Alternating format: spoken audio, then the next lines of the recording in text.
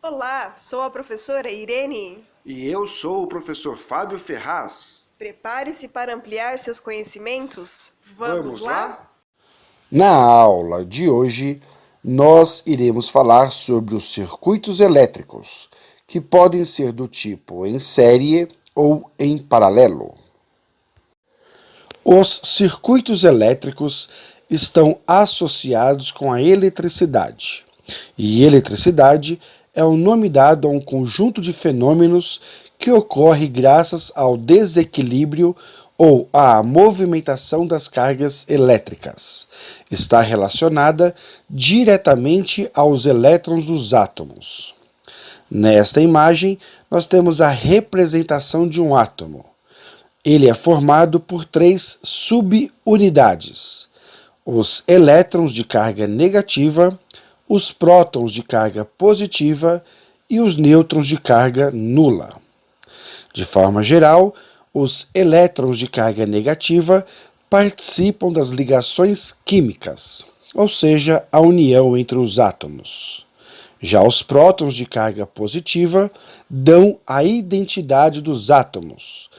Cada elemento químico da tabela periódica se diferencia um do outro pelo seu número de prótons, chamados de número atômico. Já os nêutrons estão relacionados com as radiações nucleares. Nesta tabela, aqui na parte de baixo, visualizamos os tipos de ligações: ligação iônica, ligação covalente e ligação metálica. Observe que na ligação metálica, que ocorre na união dos átomos do tipo metal, há a formação dos nuvens de elétrons, ou seja, esses átomos querem perder elétron. Como todos os átomos querem perder elétrons, eles acabam soltando esses elétrons, formando uma chamada nuvem de elétrons. Exatamente nesta imagem aqui de cima, podemos visualizar esta situação. Então nós temos um fio de cobre representado por este tubo alaranjado e podemos visualizar os elétrons livres, formando a nuvem de elétron. Como não há nenhuma diferença de potencial, é só um fio, vamos assim dizer, jogado, então esses elétrons estão desordenados, cada um seguindo um caminho aleatório.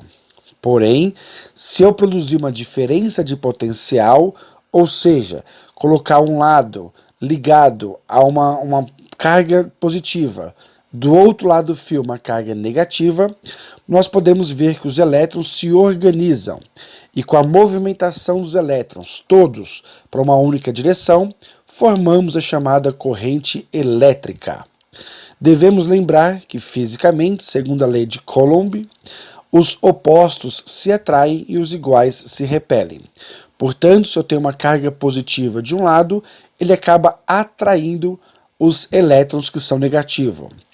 E se eu coloco uma carga negativa do outro lado, ele vai ajudar a repelir todos os elétrons. Então, se eu tenho carga positiva de um lado e negativa do outro, os elétrons todos se redirecionam para um caminho único, que seria a carga positiva. Como todos os elétrons saem para a mesma direção, formam uma corrente elétrica, o que vai dar origem à eletricidade. Circuitos elétricos estão relacionados com a eletricidade. Quais são os elementos do circuito elétrico? Nós temos os geradores, chaves ou interruptores, resistores e os fios ou cabos condutores.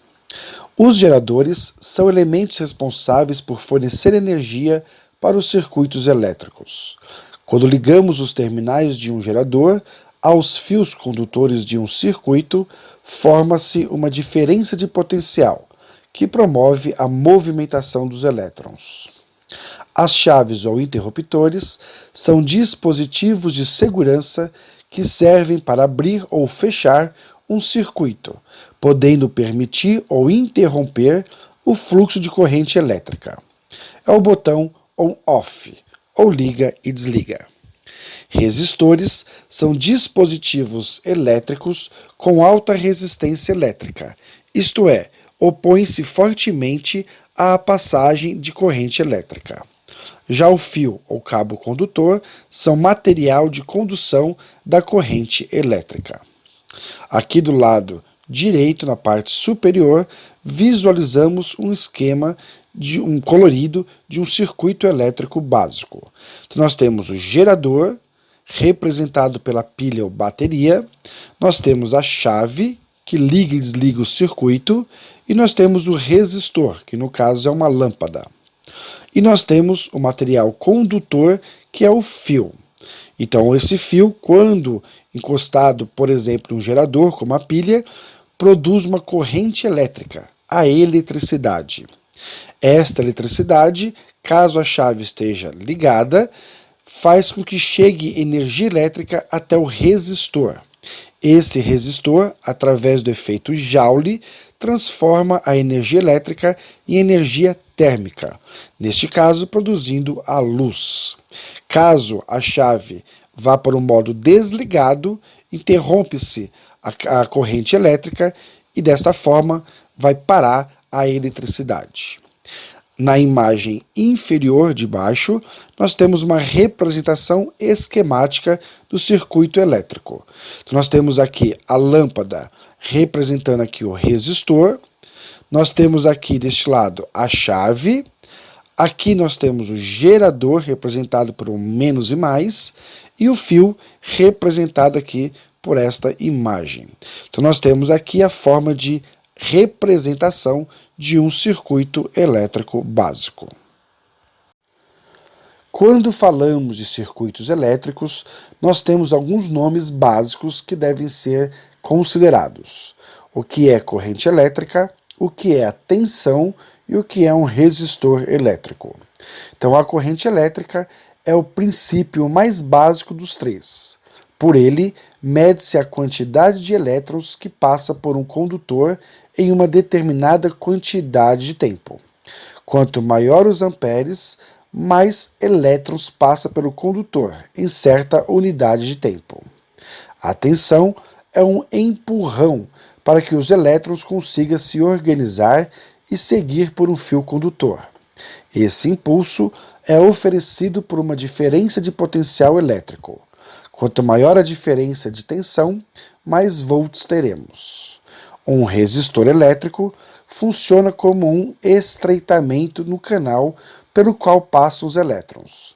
Resistores fazem com que a energia cinética dos elétrons se transforme em energia térmica, pelo efeito Joule.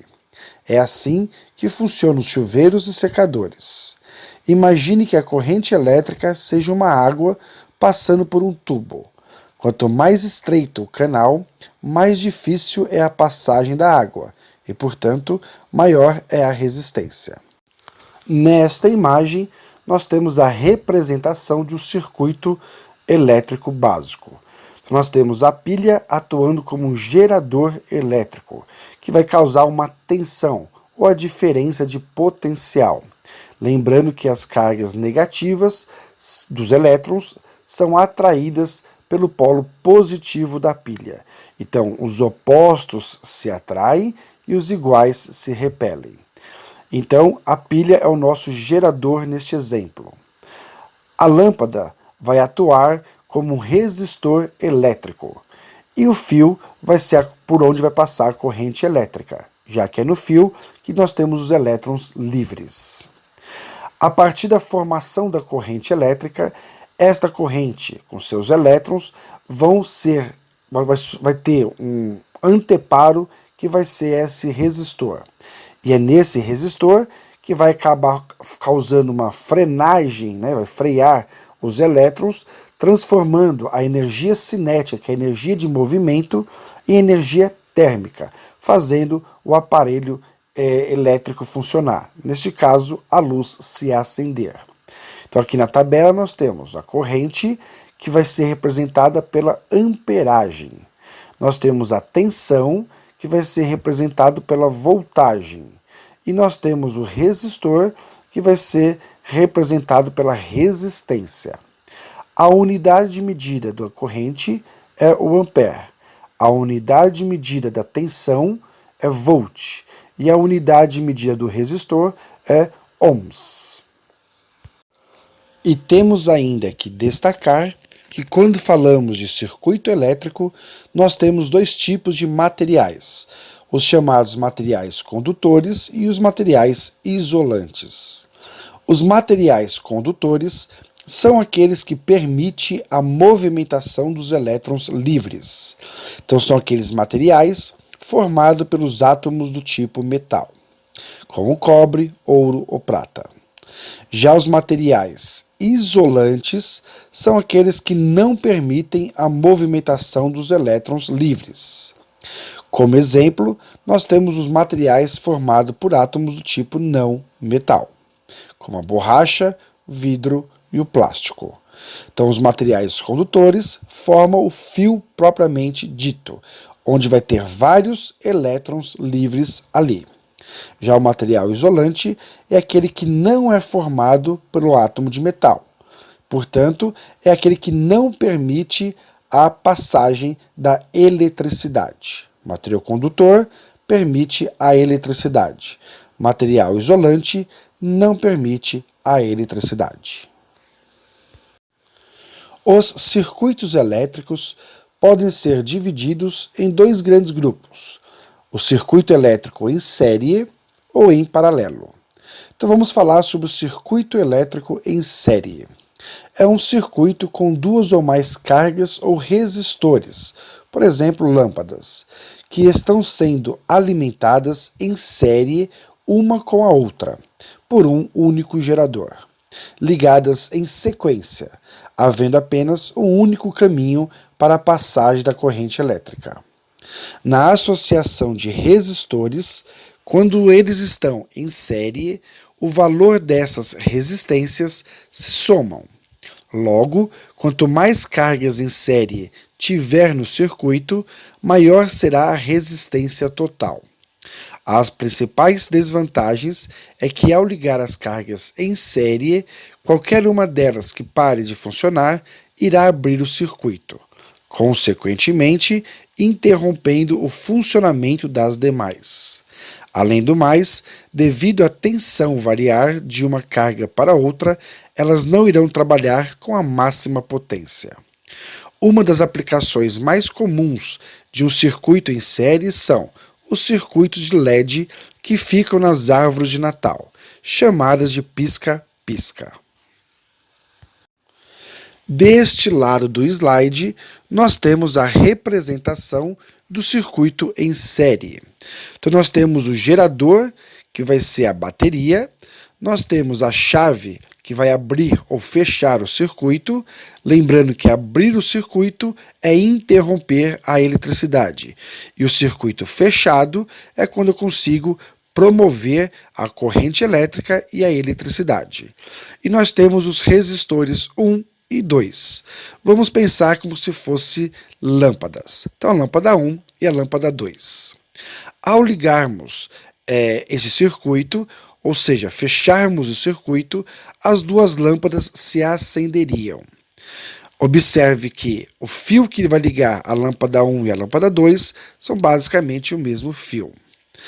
Porém, se uma dessas lâmpadas acabasse queimando, esse circuito agora ficaria um circuito aberto, ou seja, uma dessas lâmpadas atuaria como uma chave.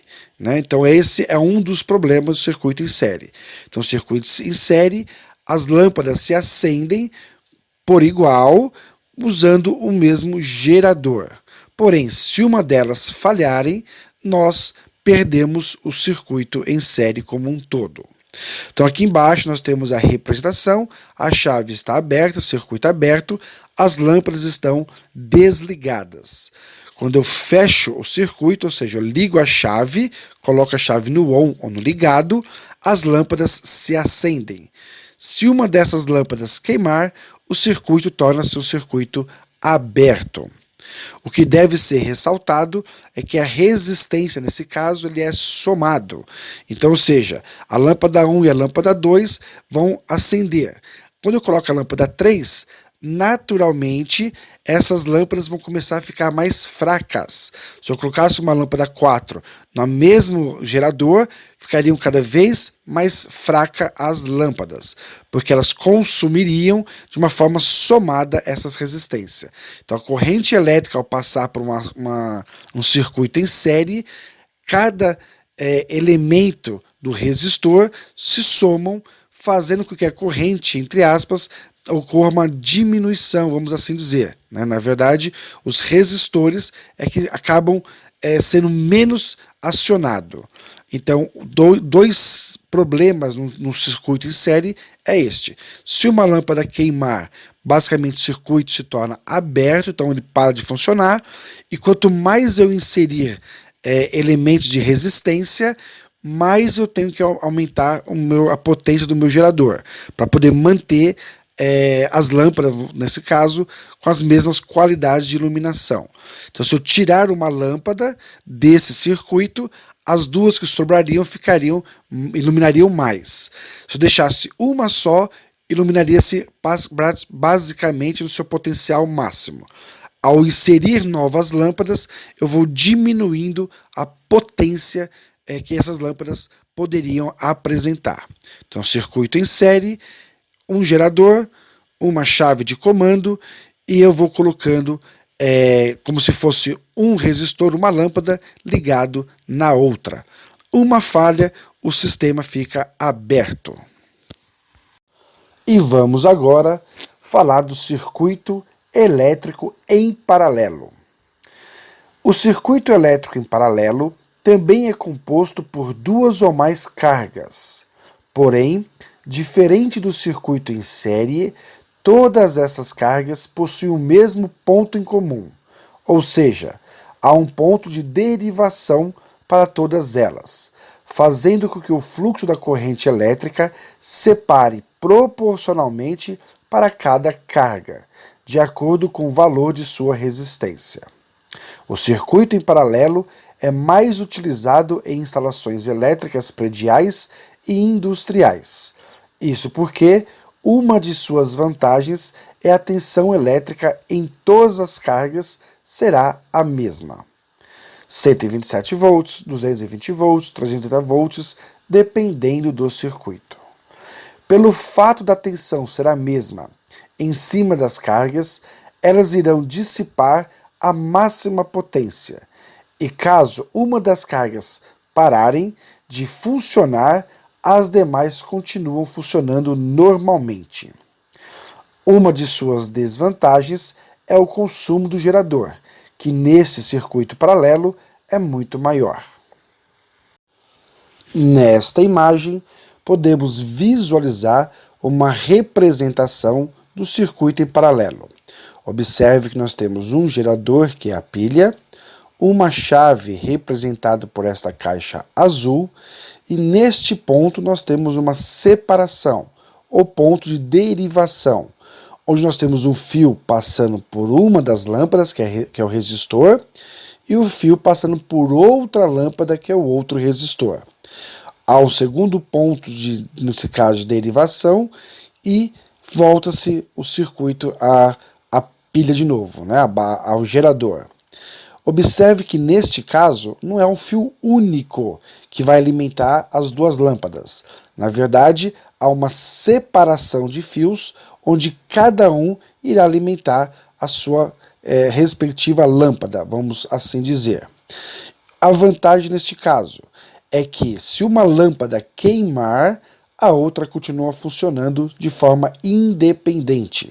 Então, o circuito em paralelo se destaca por ser um circuito onde os resistores vão funcionar de forma independente um do outro. A desvantagem é que acaba consumindo uma maior quantidade de volts do gerador. Então, esse gerador tem que ter uma potência, né, uma diferença de potencial maior, para produzir uma corrente elétrica maior, para que possa alimentar as duas lâmpadas, dando o máximo de potência possível a elas. Vantagem: uma queimou, a outra continua acesa. O circuito não abre por causa que uma queimou e aí o circuito parou de funcionar. Aqui nós temos uma representação esquemática, né? Então aqui nós temos os geradores e nós temos os resistores. E observe que cada um tem o seu fio, né? A sua corrente elétrica própria. Já na figura abaixo, nós temos uma comparação entre o circuito em série, que seria como se fosse um fio único alimentando todos os resistores, e aqui nós temos o paralelo, onde nós temos aqui fios independentes que vão alimentar de forma individualizada cada lâmpada. Na ligação em série, uma lâmpada queimou, parou todo o circuito. No paralelo, uma lâmpada queimou, as outras continuam funcionando normalmente. Na ligação em série, quanto mais lâmpadas eu colocar, menor será a iluminação delas, vamos assim dizer. Já no paralelo, quanto mais lâmpadas eu colocar, a iluminação será constante, a mesma.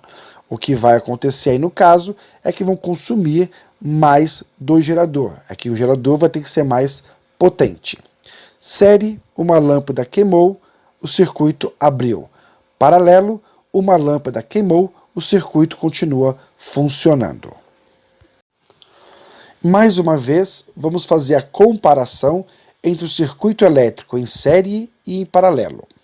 Vamos observar que no circuito elétrico em série, somam-se os valores dos resistores, e se um resistor queimar, o circuito deixa de funcionar. Já no caso do paralelo, os resistores são independentes, e se um resistor queimar, o circuito continua funcionando. Então, nesta imagem de cima, observe que eu deixei ligado o circuito em série. Observe que o brilho da lâmpada é pequeno. Afinal, eles dividiram a potência do gerador. Já na parte de baixo, quando eu desligo a ligação em série, a lâmpada ela vai brilhar o máximo possível, porque ela vai estar sozinha usando a potência do gerador. Já no caso do paralelo, não. Independente se eu queimar a lâmpada ou não, cada lâmpada vai funcionar de forma independente. Então, uma lâmpada não vai interferir no funcionamento da outra. Em série, se uma queimar, o circuito abre, deixa de funcionar e eles vão dividindo a potência do gerador.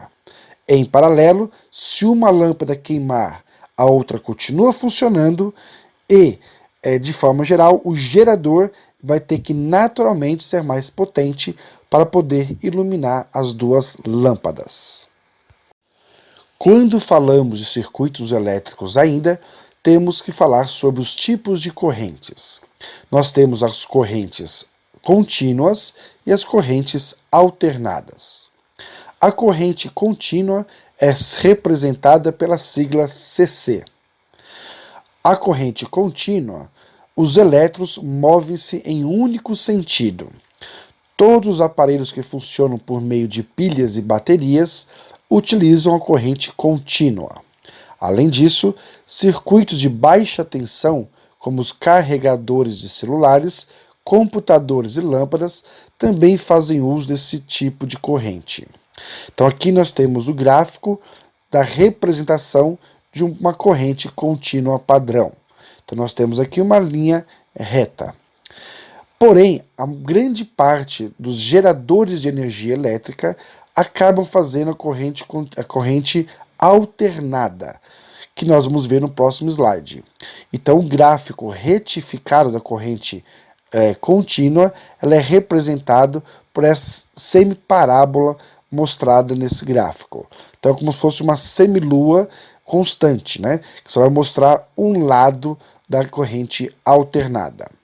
O que significa isto? Então, nós temos a pilha que vai gerar uma tensão unilateral, apenas para um único lado, um único sentido, né? Então, todos os elétrons vão sempre caminhar do sentido voltado do menos para o mais, fazendo uma corrente contínua de corrente elétrica. Como aqui embaixo nós podemos visualizar nesta imagem, os geradores, geralmente de grande porte, acabam produzindo a corrente alternada. E no fim desses geradores há um comutador. Este comutador é um retificador, transformando a energia alternada em uma energia contínua. Por isso que vai ter essa figura no gráfico de semilua. E vamos agora falar sobre a corrente alternada, representada pela sigla Ca. No caso da corrente alternada, possui elétrons que variam sua direção constantemente, até cerca de 60 vezes por segundo. Neste tipo de corrente, o sentido de condução das cargas muda rapidamente, fazendo com que os elétrons oscilem em sentidos opostos, periodicamente. Entre os aparelhos que utilizam esse tipo de corrente elétrica para o seu funcionamento, podemos destacar os motores, como os liquidificadores, batedeiras, máquinas de lavar, ventiladores e etc. Uma das maiores vantagens da corrente alternada está em sua capacidade de se transportada por longas distâncias. Por esse motivo, ela é muito utilizada em linhas de transmissão de usinas elétricas, passando por transformadores até que chegue à residência das pessoas na tensão adequada. Nesta imagem, nós temos a produção da energia ou corrente alternada. Então é como se esta manivela ficasse girando meia volta para um lado, meia volta para o outro, jogando de forma alternada a corrente elétrica. Feita a produção da energia elétrica, ela é retransmitida pelas torres de transmissão, distribuída pelas cidades até chegar nas fábricas ou nas casas. Podemos olhar que na produção da energia elétrica existe uma espécie de bobina, que são os fios enrolados, e um motor com ímã. E este ímã é que vai fazer a produção da corrente elétrica, organizando os elétrons da bobina.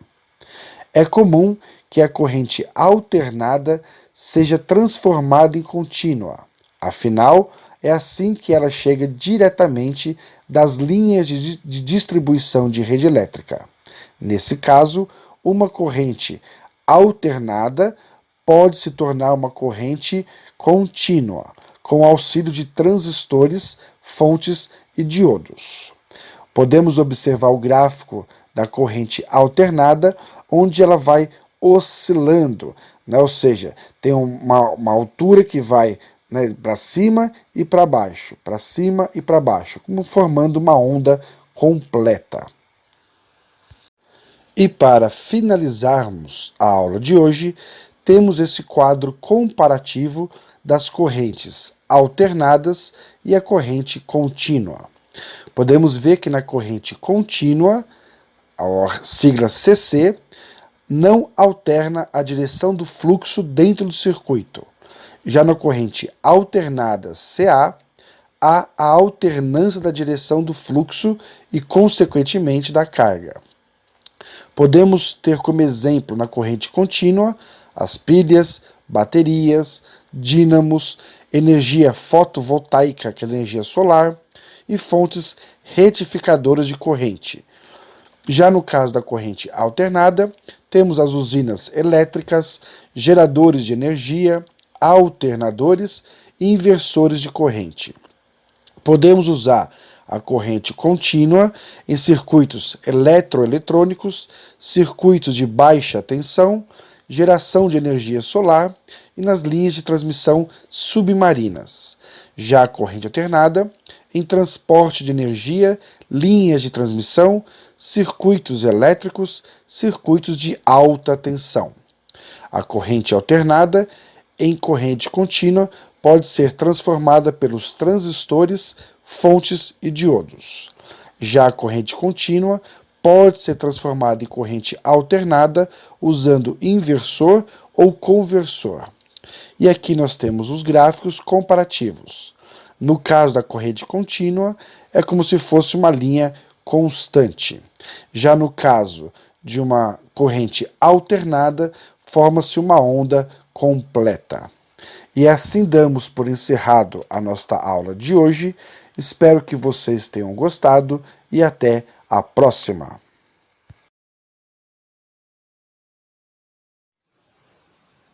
Agradecemos o seu interesse. Continue buscando sempre o seu conhecimento. E continue a assistir às nossas aulas. Até mais!